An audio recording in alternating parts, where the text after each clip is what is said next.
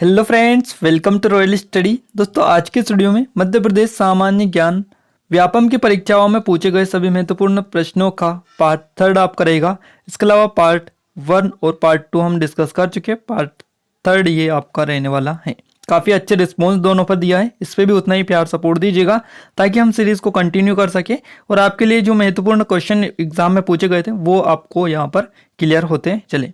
तो आइए स्टार्ट करते हैं। उससे पहले आपको बता दें कि अगर आप चैनल पर पहली बार आए हैं तो चैनल को सब्सक्राइब जरूर कर लीजिएगा, बेल आइकन को दबा दीजिए जिससे जो भी नया वीडियो है उसका नोटिफिकेशन भी आपको मिलता रहे। क्लियर है? और बेल आइकन को दबाकर ऑल पे सिलेक्ट करना है, तभी आपको नोटिफिकेशन मिलेगा, अन्यथा नहीं मिलने वाला है। देखिए, पिछले पार्ट में हमने आपसे क्वेश्चन पूछा था कि भारतीय क्रिकेट टीम के जो पूर्व कप्तान रहे हैं राहुल द्रविड़, उनका जन्म कहाँ हुआ था। तो आप सभी लोगों का बहुत ही अच्छा रिस्पॉन्स इस वीडियो पे मिला है और बहुत ही अच्छा आपने कमेंट करके भी बताया है। इनका जो जन्म हुआ था वो इंदौर में हुआ था, आपको याद रखना है। देखिए, राहुल जो द्रविड़ है, इनको इको नाम से जाना जाता है, राहुल शरद द्रविड़। तो इस नाम से भी इनको जाना जाता है। अगर ये भी आपसे क्वेश्चन में पूछा जाए तो इसमें भी आपको कंफ्यूज नहीं होना है। क्लियर है? इस नाम से भी इनको जाना जाता है। और राहुल द्रविड़ क्या है, भारतीय क्रिकेट टीम में सबसे अनुभवी खिलाड़ियों में से एक ये थे। इसके अलावा 1996 में से वो इसके नियमित सदस्य बने थे, आपको ये भी याद रखना है। और क्या हुआ था कि अक्टूबर 2005 में वे भारतीय क्रिकेट टीम के कप्तान के रूप में नियुक्त किए गए थे। तो 2005 में कप्तान बने थे इंडियन क्रिकेट टीम के, और सितंबर 2007 में उन्होंने इस पद से इस्तीफा भी दे दिया था। तो 2 साल के लगभग ये रहे थे, ये आप मान सकते हैं, जो कि कप्तान के तौर पर। इसके अलावा यहाँ पर इनके जन्म की अगर हम तारीख की बात करें तो कब इनका जन्म हुआ था, तो 11 जनवरी इनको माना जाता है। 11 जनवरी 1973 को इनका जन्म हुआ था और इनका जन्म हुआ था मध्य प्रदेश के इंदौर शहर में। तो ये आप याद रखिएगा। काफ़ी सारी चीज़ें इनके बारे में पूछी जाती है, इसलिए हमने इनके बारे में जो डिटेल है वो आपको बता दी है। आइए अब हम आगे बढ़ते हैं और नाम अनाउंस करते हैं किन लोगों ने सबसे पहले कमेंट बॉक्स में कमेंट करके बताया है। तो देखिए, सबसे पहले कमेंट किया था अंकित शुक्ला जी ने। इसके अलावा सेकंड नंबर पे गिरिजा प्रसाद पटेल ने सबसे पहले कमेंट, सेकंड नंबर पर ही इनका नाम आया है। थर्ड नंबर पे कैलाश बैरिया जी। इसके अलावा फोर्थ नंबर पे शिशुपाल साक और फिफ्थ नंबर पे आपका आते शिव सिंह। तो इन 5 लोगों ने सबसे पहले कमेंट बॉक्स में कमेंट करके बताया है। और बहुत सारे लोग हमें बोलते हैं कि सर आप हमारा नाम भी लिया करें, हमारा नाम भी बताया करें। तो उनसे मैं एक ही चीज़ बोलना चाहूँगा, अगर आप सबसे पहले कमेंट बॉक्स में कमेंट करेंगे, जो भी राइट आंसर होगा वो, तो आपका नाम भी ज़रूर से अनाउंस किया जाएगा। ऐसा तो नहीं है कि आपका नाम जानबूझ के अनाउंस नहीं किया जाता है, बट क्या है कि ये ऐसा रूल्स बनाया हमने कि जो भी सबसे पहले कमेंट करेगा टॉप 5, उनका नाम ही अनाउंस किया जाएगा। तो उनमें आप जल्दी से कमेंट कीजिएगा। आज की इस वीडियो में अगर जल्दी से करेंगे तो आपका नाम भी अनाउंस किया जाएगा। देखिए, आज का जो क्वेश्चन है वो है, रातापानी अभ्यारण्य मध्य प्रदेश के किस जिले में स्थित है। राजगढ़, पन्ना, मंडला और रायसेन। 4 ऑप्शन मिले हैं, जल्दी से जाइए कमेंट करिएगा ताकि नेक्स्ट वीडियो में आपका नाम भी अनाउंस किया जाए।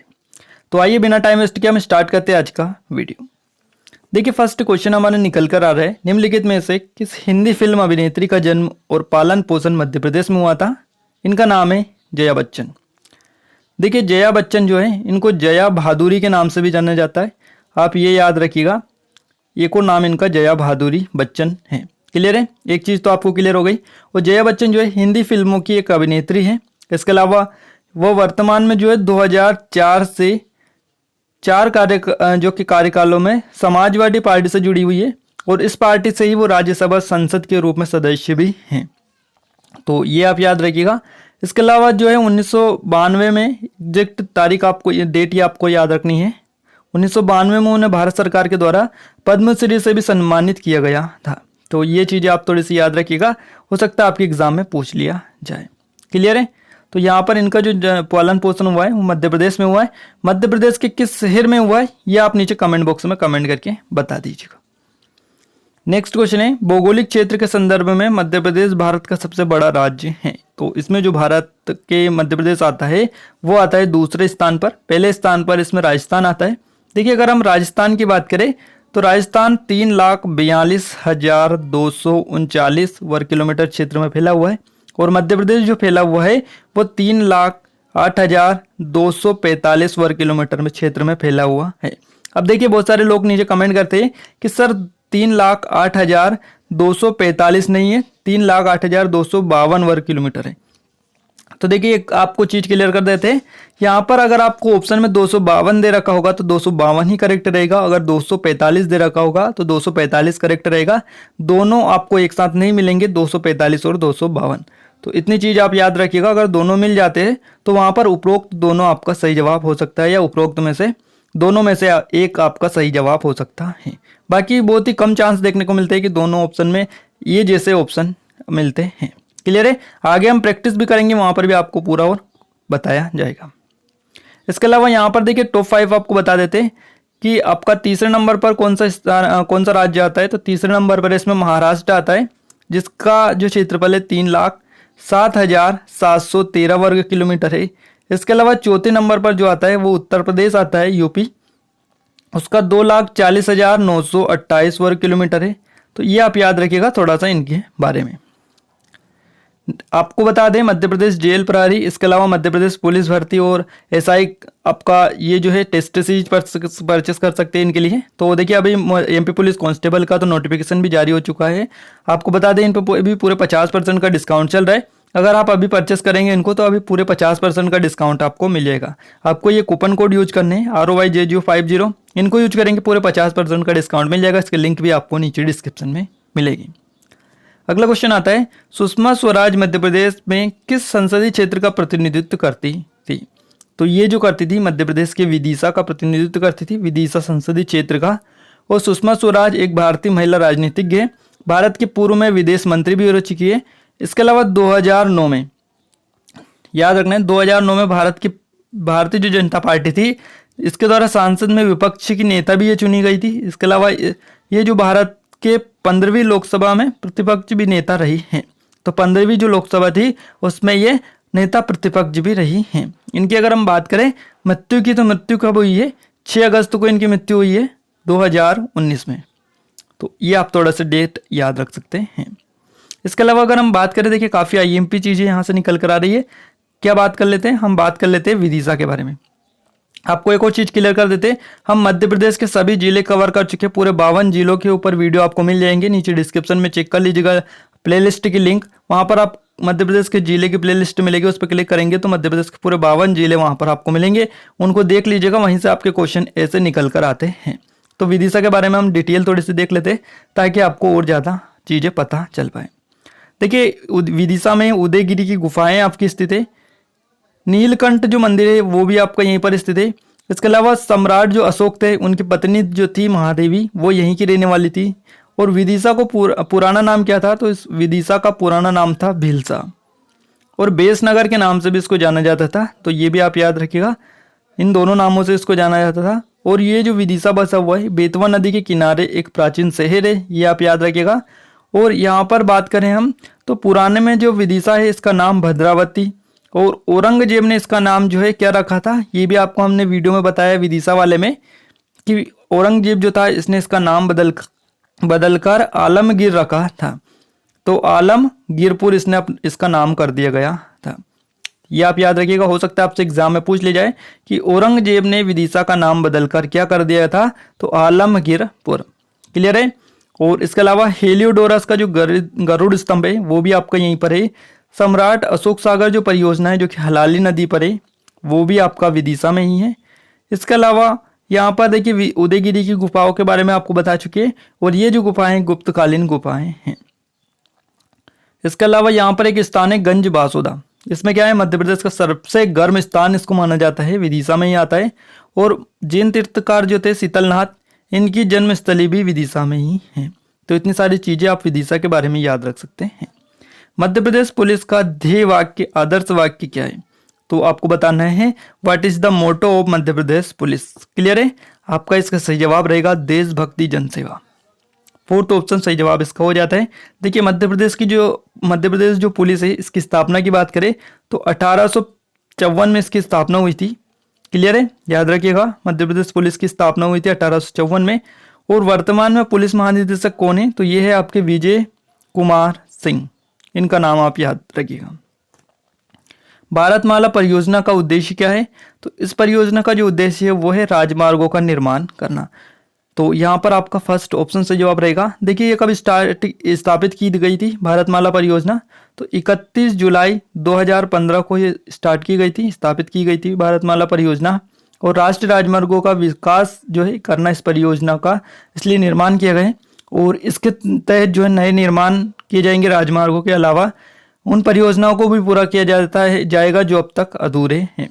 और इसमें सीमा और अंतर्राष्ट्रीय संयोजकता वाले विकास परियोजना को भी शामिल किया गया है, तो इसलिए इसको आप याद रख सकते हैं। भारत सरकार की नई मंजिल योजना जो है इसका उद्देश्य क्या है? इसका उद्देश्य है अल्पसंख्यक जो होते हैं, अल्पसंख्यक, यहाँ पर इसका सही जवाब रहेगा अल्पसंख्यकों के लिए शिक्षा और कौशल जो है प्रशिक्षण। तो थर्ड ऑप्शन से जवाब रहेगा, याद रख सकते हैं। अगला क्वेश्चन है, मध्य प्रदेश में गांवों की कुल जनसंख्या आपको क्लियर करनी है कितनी है? तो 50,000 से अधिक है, तो यहाँ पर आपका फर्स्ट ऑप्शन है मोर देन 500। तो यहाँ पर आपका सही जवाब रहेगा 1/4। क्लियर है, याद रखिएगा। नेक्स्ट क्वेश्चन है, प्रतिष्ठित एथलीट गगन नारंग निम्नलिखित में से किस खेल से जुड़े हुए हैं? तो देखिए गगन नारंग से संबंधित क्वेश्चन बनते हैं, ये स्पोर्ट्स में आपका एमपी का हो या नेशनल लेवल का खिलाड़ी हो, सबसे क्वेश्चन पूछे जाते हैं, इसलिए हमने इसको कवर किया है एमपी वाले में। तो देखिए गगन नारंग जो है ये शूटिंग से संबंधित है, शूटिंग आप याद रखिएगा। इसके अलावा गगन नारंग जो है आपको याद रखना है, ये लंदन जो ओलंपिक हुआ था उसमें हिस्सा लेने वाले पहले भारतीय थे। उन्होंने लंदन 2012 में ओलंपिक में हुई महापुरुषों की 10 मीटर जो एयर राइफल है इवेंट, इसमें 701.1 अंकों के साथ कांस्य पदक जो है वो हासिल किया था। तो यहाँ पर आपका थर्ड ऑप्शन सही जवाब रहेगा। नेक्स्ट क्वेश्चन है, मध्य प्रदेश के लगभग 31 लोगों को आधिकारिक तौर पर अनुसूचित जनजातियों के रूप में वर्गीकृत किया जाता है। तो 1/5 आपका सही जवाब रहेगा। तो यहाँ पर आपका थर्ड ऑप्शन क्लियर हो जाता है। मध्य प्रदेश में महिला एवं बाल विकास मंत्री कौन है वर्तमान में? तो ये है आपकी इमरती देवी। इमरती देवी सही जवाब इसका रहेगा। देखिए अगर हम बात करें अर्चना चिटनिस की, तो ये तो बहुत पहले थी, और यहाँ पर जो है इमरती देवी वर्तमान में है। कांग्रेस सरकार थी उसमें भी इमरती देवी थी और अब भी इमरती देवी है, तो इनका नाम आपको याद रखना है। इसके अलावा हम बात करें यशोधरा राजे सिंधिया की, तो यशोधरा जो राजे सिंधिया है ये युवा एवं कल्याण, तकनीकी शिक्षा, कौशल विकास, रोजगार, इनको ये मंत्रालय दिया गया है। इसके अलावा भूपेंद्र सिंह की बात करें हम, काफ़ी ज़्यादा हैं।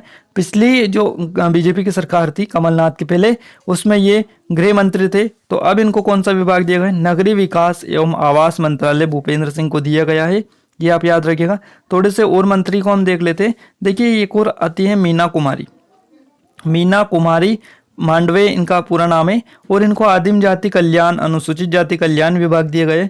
कमल पटेल भी काफ़ी आईएमपी है, इनको कृषि मंत्रालय किसान कल्याण विकास दिया गया है। इसके अलावा विश्वास सारंग जो भोपाल से हैं, इनको चिकित्सा शिक्षा, भोपाल गैस त्रासदी और राहत पुनर्वास मंत्रालय दिया गया है। तो इन सभी के बारे में आप याद रखिएगा। आपको एमपी के कैबिनेट मिनिस्टर की पर्टिकुलर वीडियो भी मिल जाएगी, प्लेलिस्ट में जाकर चेक करेंगे एमपी स्पेशल करंट अफेयर की प्लेलिस्ट, उसमें सबसे स्पेशल जो करंट अफेयर है वो वहाँ पर आपको मिलेंगे। लिंक नीचे भी देख सकते हैं या प्लेलिस्ट वाला सेक्शन में भी जाकर ढूंढ सकते हैं। नेक्स्ट क्वेश्चन है, मध्य प्रदेश के निम्नलिखित शहरों में से कहाँ लक्ष्मीबाई राष्ट्रीय शारीरिक शिक्षा संस्थाएं स्थित है? ये आपका ग्वालियर में है मध्य प्रदेश के, याद रखिएगा। और ग्वालियर के घाटी गांव में जो है घाटी गांव अभ्यारण्य है, सोन घड़ियाल, यहाँ पर जो है चिड़िया का संरक्षण किया जा रहा है। इसके अलावा ग्वालियर में ही रानी लक्ष्मीबाई जो है शारीरिक प्रशिक्षण महाविद्यालय, जिसकी स्थापना हुई थी 1957 में, ये आप याद रखिएगा। महालेखाकार कार्यालय भी आपका ग्वालियर में ही है। इसके अलावा राजमाता विजयराजे सिंधिया का विश्वविद्यालय भी है। तानसेन संगीत अकादमी भी यहीं पर है। और संगीत सम्राट जो थे तानसेन और उनके गुरु थे मोहम्मद गोस, उनका मकबरा दोनों का यहीं पर है। देखिए राजा सूरज जो सेन था द्वारा निर्मित एक ग्वालियर का किला, और इसको जो है किलो का जिब्राल्टर बोला जाता है, किलो का रत्न या जिब्राल्टर ऑफ इंडिया भी कहा जाता है। फूलबाग में रानी लक्ष्मीबाई की समाधि यहाँ पर है ग्वालियर में। इसके अलावा कैप्टन रूप सिंह स्टेडियम है, यहाँ पर अंतर्राष्ट्रीय मैच यहाँ पर खेले जाते हैं। और गुजरी महल, दांताबंडी, चोड़ गुरुद्वारा यहीं पर स्थित है ग्वालियर में।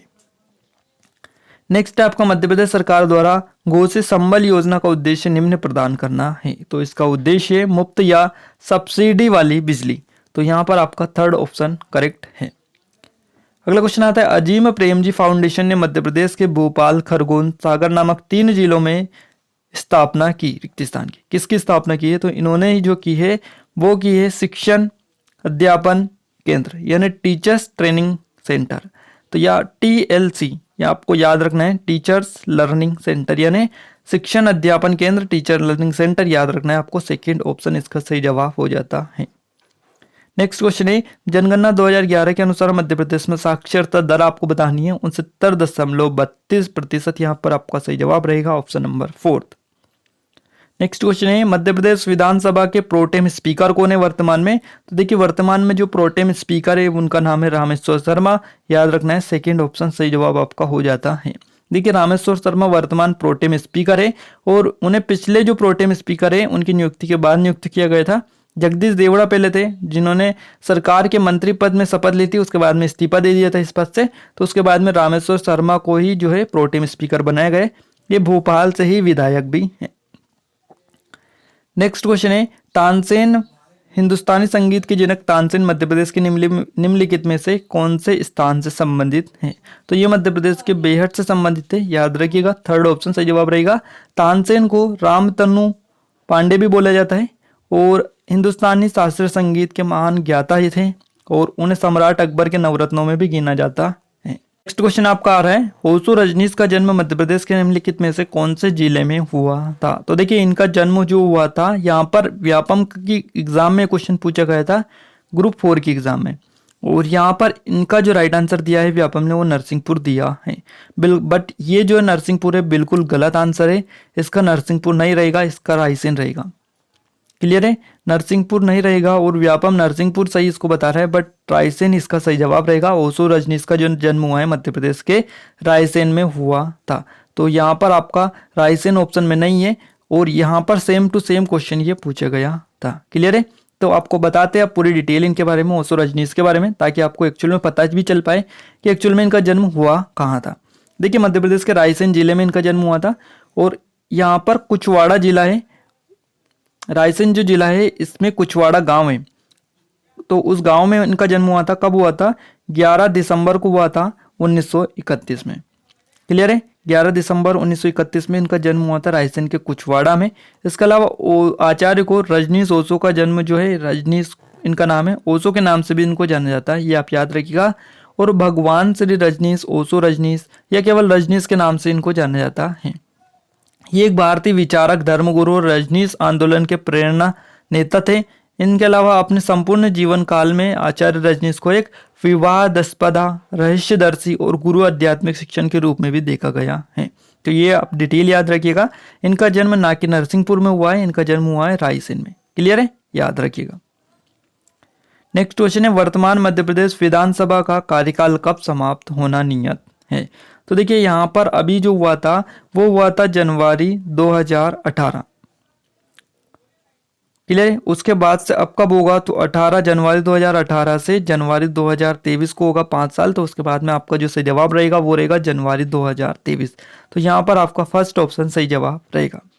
क्लियर है, याद रखिएगा।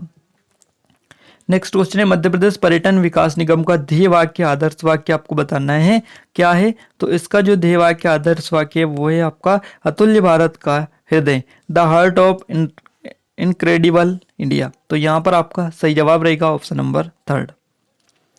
नेक्स्ट क्वेश्चन है, मध्य प्रदेश शासन के तहत प्रद्युमन सिंह तोमर, नाम आपको याद रखना है, प्रद्युमन सिंह लोधी भी एक और एक है प्रद्युमन सिंह तोमर। तो दोनों को नाम आपको याद रखना है, सरनेम में थोड़ा सा आपको कंफ्यूज नहीं होना है। 2 मंत्री हैं एमपी कैबिनेट में। क्लियर है, याद रखिएगा। इसके अलावा प्रद्युमन सिंह तोमर जो है इनको कौन से मंत्रालय दिए गए? तो इनको यहाँ पर ऊर्जा मंत्री है इस टाइम पर। तो यहाँ पर आपका थर्ड जो ऑप्शन है वो सही जवाब हो जाता है। क्लियर है। इसके अलावा देखिए आपको बताते सीएम के बारे में बताते, सबसे पहले इनके पास कौन सा मंत्रालय है? तो सामान्य प्रशासन विभाग इनके पास है, नर्मदा घाटी विकास विमानन और ऐसे विभाग इनके पास रहते हैं जो अन्य किसी मंत्री को नहीं दिए जाते हैं। बात करते हैं नरोत्तम मिश्रा के बाद, तो गृह, जेल और संसदीय कार्य मंत्रालय इनके पास है। इसके अलावा गोपाल भार्गव की बात करें तो लोक निर्माण विभाग, कुटीर और ग्रामोद्योग इनके पास है। वहीं तुलसीराम जो सिलावट है इनके पास जल संसाधन, मछुआ कल्याण, मत्स्य विभाग मंत्रालय है। वहीं विजय जो शाह है ये मध्य प्रदेश में वन विभाग इनको दिया गया है। इसके अलावा जगदीश देवड़ा है जो पहले प्रोटेम स्पीकर थे, इनको वाणिज्य कर, वित्त योजना, आर्थिक सांख्यिकी मंत्री बनाया गया है। बिसावलाल सिंह जो है खाद्य एवं नागरिक आपूर्ति मंत्रालय, उपभोक्ता संरक्षण मंत्रालय इनको दिए गए हैं। अगर आप मध्य प्रदेश के सभी मंत्री, कैबिनेट मंत्री की वीडियो देखना चाहते हो तो प्लेलिस्ट की लिंक जरूर से मिल जाएगी आपको नीचे, उसको क्लिक करके देख सकते हैं। मध्य प्रदेश में माखनलाल चतुर्वेदी राष्ट्रीय पत्रकारिता एवं संचार विश्वविद्यालय कहाँ पर स्थित है? भोपाल में आपका स्थित है। फोर्थ ऑप्शन इसका सही जवाब आपका हो जाता है। नेक्स्ट क्वेश्चन है, मध्य प्रदेश के निम्नलिखित में से कौन से शहर में सिक्योरिटी पेपर मिल स्थित है? तो ये मध्य प्रदेश के होशंगाबाद में, और होशंगाबाद में हम हर वीडियो में डिटेल आपको देते हैं, आज इस वीडियो में आपको नहीं मिलने वाली है। नेक्स्ट क्वेश्चन है, मेरी 51 कविताएं मध्य प्रदेश से संबंधित निम्नलिखित में से किस लेखक की कृति है? तो ये जो है मध्य प्रदेश में किसकी है? मेरी 51 कविताएं, ये है अटल बिहारी वाजपेयी की। याद रखिएगा, अटल बिहारी वाजपेयी जो है भारत के पूर्व प्रधानमंत्री भी रह चुके हैं। 25 दिसंबर 1924 में इनका जन्म हुआ था, ये आप याद रखिएगा। क्लियर है। और यहाँ पर वे पहले जो है 16 मई से 1 जून तक 1996 में तथा फिर 19 मार्च 98 से 2004 तक भारत के प्रधानमंत्री भी रहे, और कवि वो रहे, पत्रकार रहे, इसके अलावा प्रखर वक्ता भी है। भारतीय जनसंघ की स्थापना करने वाले महापुरुषों में से एक वो रहे। इसके अलावा ये कुछ और भी पदों पर रह चुके हैं। क्लियर है। तो इनका जो जन्म हुआ था मध्य प्रदेश के किस शहर में हुआ था, नीचे कमेंट बॉक्स में कमेंट करके जरूर से बताइएगा। आई होप को आप सभी को पता होगा। क्लियर है। तो यहाँ पर देखिए हम टॉप 23rd क्वेश्चन डिस्कस कर चुके हैं। इनके बारे में एडिशनल इन्फॉर्मेशन भी आपको दिए। वीडियो कैसा लगा कमेंट बॉक्स में कमेंट करके जरूर से बताइएगा। वीडियो अच्छा लगा तो लाइक कर दीजिए, शेयर कर दीजिए। इसका नेक्स्ट पार्ट भी चाहते हैं तो कमेंट बॉक्स में कमेंट करके बता सकते हैं। आज के इस वीडियो में बस इतना ही, मिलते हैं नेक्स्ट वीडियो में, तब तक ले जय हिंद जय भारत।